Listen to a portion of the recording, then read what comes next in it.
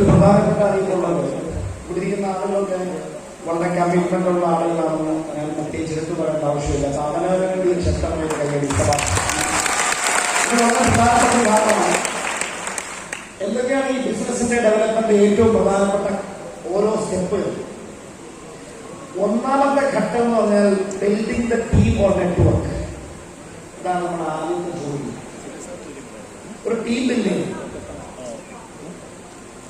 രണ്ടാമത്തെ ഘട്ടം train the team, അതിനെ എഡ്യൂക്കേറ്റ് ചെയ്യണം.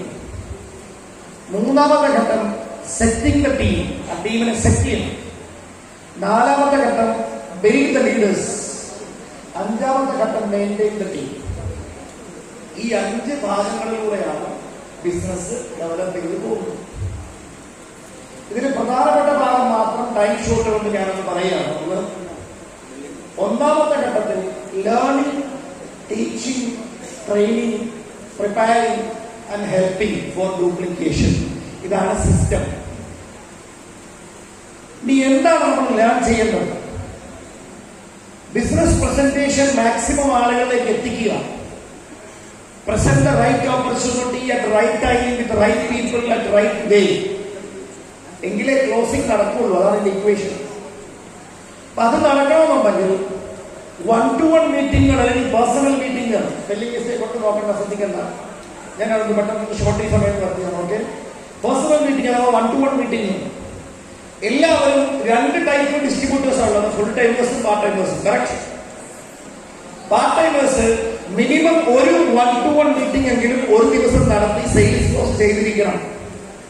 10,000 business volume per day. It's a must. നിങ്ങൾ ഡെവലപ്പ് ചെയ്യണം. Full timer 30,000 business volume per day if you want to develop. It's very important. Okay, ഇനി അടുത്തത്, ഒരു സ്ഥലത്ത് 10 ആൾക്കാർ വന്നു കഴിഞ്ഞാൽ 10 പേരുടെ കൂടെ 1-to-1 മീറ്റിംഗിന് പോകാൻ പറ്റുമോ? ഇല്ല. അപ്പൊ അവിടെ ഹൗസ് മീറ്റിംഗ് വേണം. ഒരു ഇൻകം വന്നാൽ, ഇൻകം മൾട്ടിപ്ലൈ ചെയ്താൽ, ഓരോ റാങ്ക് വന്നാൽ, ഇതെല്ലാം ഹൗസ് മീറ്റിംഗിന് പറ്റിയൊരു അവസരമാണ്. ഒരു 5 മുതൽ 10 ഫാമിലിയെ നമ്മൾ അവിടെ ഇൻവൈറ്റ് ചെയ്യണം. പിന്നെ വീക്ക്ലി മീറ്റിംഗ്സ്. ഒരു സ്ഥലത്ത് 20 പേര് ആക്റ്റീവായി വന്നാൽ ആ സ്ഥലത്ത് വീക്ക്ലി മീറ്റിംഗ് വേണം. അവിടെ കമ്പനിയുടെ മീറ്റിംഗ് ഉണ്ടെങ്കിൽ അതിൽ പങ്കെടുക്കുക. ഇല്ലെങ്കിൽ ലീഡേഴ്സുമായി പ്ലാൻ ചെയ്ത് നിങ്ങൾ അവിടെ മീറ്റിംഗ് തുടങ്ങുക. ഇനി അടുത്തത് മന്ത്ലി മീറ്റിംഗ് ആണ്. ഓരോ മാസവും നിങ്ങളുടെ ഒരു NDC മുതലുള്ള അപ്ലൈനെ പങ്കെടുപ്പിച്ചുകൊണ്ട് ഓരോ ഏരിയയിൽ ഒരു മന്ത്ലി മെഗാ ഇവന്റ് ഇവിടെ വെക്കണം. ആ മാസത്തെ പെർഫോമൻസിനെ റെക്കഗ്നൈസ് ചെയ്യണം. അടുത്ത മാസത്തെ ടാർഗറ്റ് ഡിക്ലെയർ ചെയ്യണം. 3 മാസത്തിൽ ഒരിക്കൽ ഒരു മെഗാ ഇവന്റ് വെക്കണം. ഒരു വർഷത്തിൽ 1-2 പ്രാവശ്യം ബിലീഫ് ബിൽഡിംഗ് സെമിനാറുകൾ വെക്കണം. ഇപ്പൊ ഓരോ ടീമും ഡിക്ലെയർ ചെയ്ത പോലെ. ഇനി രണ്ടാമത്തത് ഏറ്റവും എടുക്കുന്നതാണ് ലിസ്റ്റ് മേക്കിംഗ്. Very important. എല്ലാവരുടെ കയ്യിലും ഒരു 100-ൽ കൂടുതൽ ആളുകളുടെ പുതിയ ലിസ്റ്റ് ഉണ്ടായിരിക്കണം. ഇനി അടുത്തത്, അതിനകത്തുനിന്ന് ഏറ്റവും പ്രധാനപ്പെട്ട ആൾക്കാരെ നിങ്ങൾ ഹോട്ട് കോൺടാക്ട് ആയിട്ട് സെലക്ട് ചെയ്യണം. ഇനി എന്ത് ക്വാളിറ്റിയാണ് അവർക്ക് വേണ്ടത്? നിങ്ങൾ ശ്രദ്ധിച്ച് കേൾക്കണം. ഒരുപാട് വിശദീകരിക്കേണ്ട ആവശ്യമില്ല. ആത്മാർത്ഥമായ മനസ്സോടുകൂടി ശ്രദ്ധിക്കുന്ന ആൾക്കാരോട് നിങ്ങൾ സെലക്ട് ചെയ്യേണ്ടത്, ഞാൻ പറയാൻ പോകുന്നത് 3 കാറ്റഗറി. ഒന്ന്, സക്സസ്ഫുൾ പീപ്പിൾ. വിജയിച്ചവർക്ക് വിജയിക്കാനുള്ള ക്വാളിറ്റി ഉണ്ട്. അവർക്കുള്ള ചലഞ്ച് സമയമില്ല എന്നുള്ളതാണ്. അവർക്ക് തിരക്കാണെന്ന് പറഞ്ഞ് അവരെ നിങ്ങൾ ഒഴിവാക്കരുത്. നിങ്ങളുടെ ഏറ്റവും അടുത്തവരിൽ വിജയിച്ചവർ ആരെങ്കിലും ഉണ്ടെങ്കിൽ അവരെ നിങ്ങൾ ബിസിനസ്സിലേക്ക് കൊണ്ടുവരണം. ഇതുപോലുള്ള പ്രോഗ്രാമുകൾ കൊണ്ടുവരുന്നിരിക്കണം. നിങ്ങളെക്കാൾ 10 ഇരട്ടി വേഗത്തിൽ അവർ ബിസിനസ്സുമായിട്ട് ഇവിടെ ഫോക്കസ് ചെയ്താൽ കൂടുതൽ ഫ്യൂച്ചർ കിട്ടുമെന്ന് പറഞ്ഞാൽ, ഫിനാൻഷ്യൽ ഫ്രീഡവും ടൈം ഫ്രീഡവും ഒരുമിച്ച് കിട്ടുമെന്ന് പറഞ്ഞാൽ അവർ ഒരു പക്ഷേ പെട്ടെന്ന് ഫുൾ ടൈമറാണ്. അവർ വിജയിക്കും. അവർക്ക് തന്നെ ക്വാളിറ്റി ഉണ്ട്. അല്ലാതെ നാട്ടിൽ ഒരു പണിയില്ലാതെ നടക്കുന്ന, ഒരു ഇമേജും ഇല്ലാത്ത കുറെ ആളുകളെ ടീമിൽ കൊണ്ടുവന്നാൽ you will create liability. That's all. ഞാൻ ഈ ബിസിനസിന്റെ ഒരുപാട് വർഷം കൊണ്ട് പഠിച്ചെടുത്ത സംവിധാനങ്ങൾ ചുരുങ്ങിയ സമയം കൊണ്ട് പറയുന്നു എന്നുള്ളതേ ഉള്ളൂ. അപ്പൊ നിങ്ങൾ സെലക്ട് ചെയ്യേണ്ട ഒന്നാമത്തെ കാറ്റഗറി ഏതാണ്? സക്സസ്ഫുൾ. രണ്ടാമത്തത് പീപ്പിൾ ടൈപ്പ് എന്ന് വെച്ചാൽ ജനങ്ങളുമായി നന്നായി ഇടപെടാൻ അറിയാവുന്നു, ആൾക്കാരെ റെസ്പെക്ട് ചെയ്യാനും കെയർ ചെയ്യാനും മറ്റുള്ളവർ അവരോടൊപ്പം സമയം സ്പെൻഡ് ചെയ്യാനും ഒക്കെ ഇഷ്ടപ്പെടുന്ന ആൾക്കാർ. മൂന്നാമത്തെ കാറ്റഗറി എന്ന് പറഞ്ഞാൽ ഇൻഫ്ലുവൻഷ്യൽ പീപ്പിൾ എന്ന് വെച്ചാൽ they have a group, a network. അവർക്കൊരു നെറ്റ്വർക്ക് ഉണ്ടാകും. അത് ഏതെങ്കിലുമൊക്കെ മാർക്കറ്റിംഗ് സെഗ്മെന്റിലാണ്, automobile, insurance, banking, pharmaceutical segment, ഇതുപോലുള്ള പല മേഖലകളിലാണ്. ക്ലബുകൾ, ഓർഗനൈസേഷൻസ്, രാഷ്ട്രീയ പാർട്ടികൾ, അങ്ങനെയുള്ള പല പല സ്കൂളിലെ അലോമിനിയത്തിലെ അസോസിയേഷൻ, പഴയ കാലത്ത് യൂണിയൻ പ്രസിഡന്റുമാര്, ഇങ്ങനെയൊക്കെയുള്ള ആൾക്കാർ അവരൊരു നെറ്റ്വർക്കുമായിട്ട് കണക്റ്റഡാണ്. അവര് പറഞ്ഞാൽ പെട്ടെന്ന് ഒരു ടീം ഉണ്ടാവും. കറക്റ്റുണ്ടോ?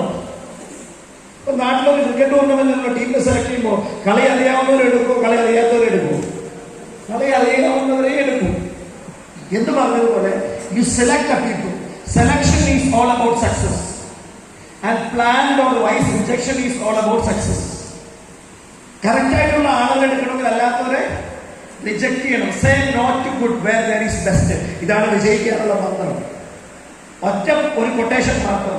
Don't waste your time by swimming with ducks when you can fly high with eagles. Wow.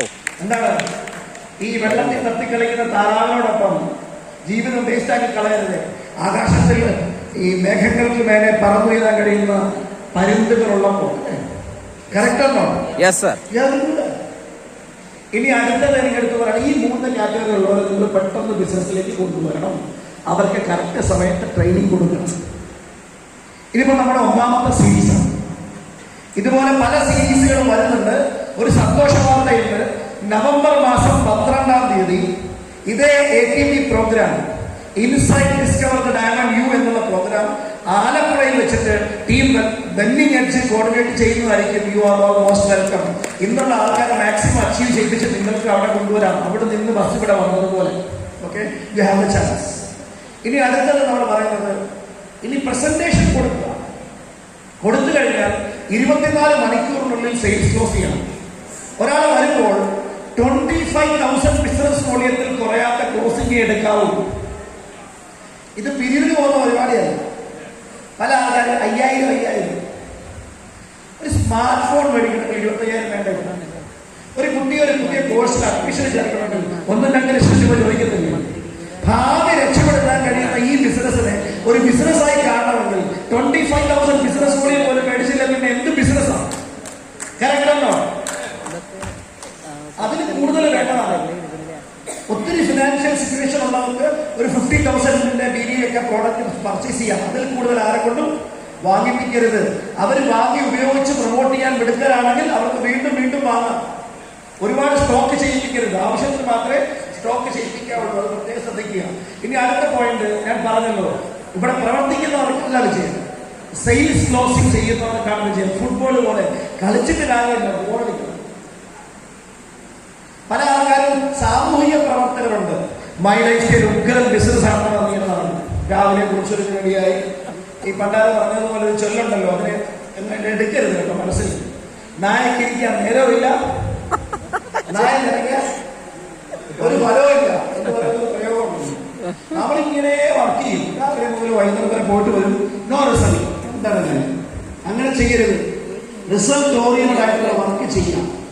ഇനി എന്താണ് ഈ ആഴ്ചയിൽ നിങ്ങൾ ചെയ്യേണ്ട ഒരു കമ്മിറ്റ്മെന്റ്? അവനോട് തന്നെ. ഇതൊരു തരത്തിൽ പറഞ്ഞാൽ ഒരു പ്രതിജ്ഞയാണ്.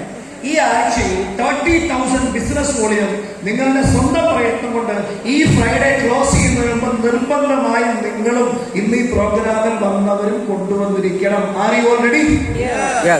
എത്ര പേര് 100% കമ്മിറ്റ് ചെയ്യാൻ തയ്യാറാണ്? ഒന്ന് എഴുന്നേറ്റ് നിൽക്കണം. ഈ ആഴ്ചയിൽ ഞാൻ എന്ത് വന്നാലും ശരി, അങ്ങനെ വന്നാലേ വിജയിക്കാൻ പറ്റും. 30,000 ബിസിനസ് വോളിയം പ്ലസ് കൊണ്ടുവരും. കൊണ്ടുവരണം.